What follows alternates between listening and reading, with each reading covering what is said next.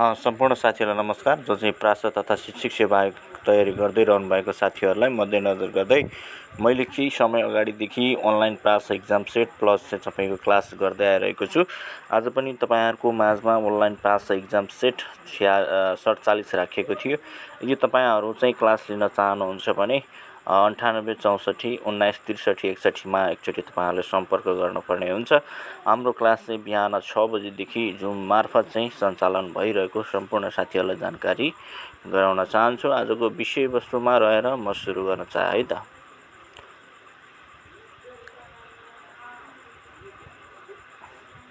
राष्ट्रिय शिक्षा पद्धतिको योजना 2028 अनुसार शिक्षाको राष्ट्रिय उद्देश्यहरू कतिवटा रहेको छ है त। रहेको छ भनेको छ तपाईँको यो 4वटा। त्यस्तै गरी अर्को प्रश्न तपाईँहरूको माझमा राखेको थियो। राष्ट्रिय पाठ्यक्रम प्रारूप 2076 अनुसार विद्यालय शिक्षाका राष्ट्रिय उद्देश्यहरू कतिवटा रहेका छन् भनेको छ 12वटा साथीहरू। अर्को प्रश्न रहेको छ आधारभूत शिक्षा कक्षा 1-3 का सक्षमताहरू तल दिएको मध्ये कुन होइन भनेको छ। यो तपाईँको कुन होइन भन्दाखेरि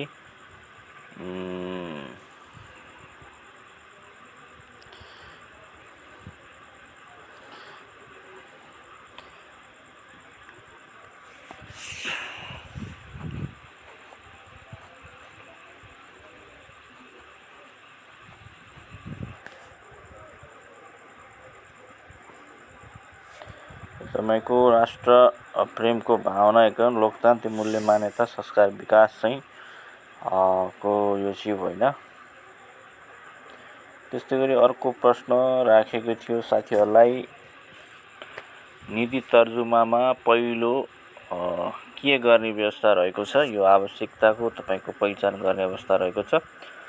त्यस्तै गरी नीति निर्माण सरकारद्वारा स्थापित संरचनाले स्वत बनाउँछ यो कथन कुन सिद्धान्त अन्तर्गत सम्बन्धित छ भनेको छ। यो तपाईँको संस्थागत सिद्धान्तमा सम्बन्धित छ साथीहरू। त्यस्तै गरी शिक्षा नीतिको ल्याएको मध्ये कुन पक्षलाई समेट्छ भनेको छ। यो माथिको सबैलाई समेट्छ।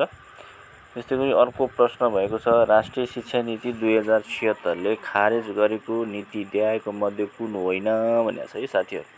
राष्ट्रिय शिक्षा नीति 2076ले खारेज गरेको नीति ल्याएको मध्ये कुन होइन भनेको छ। यो तपाईँको खुल्ला तथा दूर शिक्षा नीति। अर्को छ राष्ट्रिय शिक्षा नीति कहिले स्वीकृति भएको थियो भनेको छ है त साथीहरू। यो तपाईँको 2076 कार्तिक 18 गते। अर्को प्रश्न राखेको थिएँ तपाईँहरूलाई राष्ट्रिय शिक्षा नीति 2076 जारी गर्नका मूल आधार के हो भनेको छ है त साथीहरू। यो मूल आधार चाहिँ के हो भन्दा राज्यको पुनर्संरचना र अधिकारको बाँडफाँड गर्न चाहिँ यसको मूल आधार रहेको छ। त्यस्तै गरी शिक्षा नीति भन्नाले केलाई बुझिन्छ भनेको छ है त। शिक्षा नीति भनेको केलाई बुझिन्छ भनेको छ। यो सरकारले चाहिँ तपाईँको शिक्षाप्रतिको उत्तरदायित्व पुरा गर्न गरेको घोषणा एवं प्रयासलाई नै शिक्षा नीतिको रूपमा चाहिँ हामी बुझिन्छौँ। अर्को प्रश्न राखेको थियो खुल्ला तथा दूर शिक्षा नीति कहिले चाहिँ तपाईँको स्वीकृति भएको थियो भनेको छ। यो 2063 पौष 20 गते। त्यस्तै गरी तपाईँको अर्को प्रश्न राष्ट्रिय शिक्षा नीति 2076ले कतिवटा रणनीति लिएको छ भनेको छ तपाईँको 33वटा। र अर्को प्रश्न राखेको थियो राष्ट्रिय शिक्षा नीति 2076ले कस्तो शिक्षालाई अनिवार्य तथा निःशुल्क रूपमा प्रत्याभूति गर्ने उद्देश्य लिएको छ भनेको छ है त।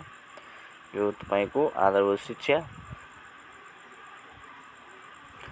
नेपालमा हालसम्मका शिक्षा नीतिहरूको मुख्यतया कुन कुरामा बढी केन्द्रित रहेको पाइन्छ भनेको छ। यो गुणस्तर तथा समतामूलक पहुँचमा।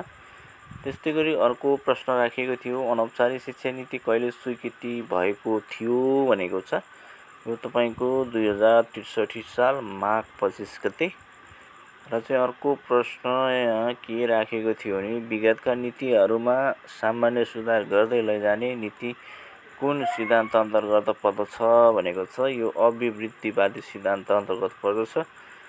र चाहिँ अर्को प्रश्न राष्ट्रिय शिक्षा नीतिले शिक्षा नीति कार्यान्वयनको जोखिम न्यूनीकरण गर्न शिक्षा क्षेत्र हेर्ने सङ्घीय मन्त्रीको नेतृत्वमा प्रदेश सरकारका सामाजिक विकास मन्त्रीहरू रहने गरी एक कस्तो समिति स्थापित गरी समन्वय गरिने व्यवस्था गरेको छ भनेको छ। यो तपाईँको अन्तर प्रदेश शिक्षा समन्वय रहेको छ।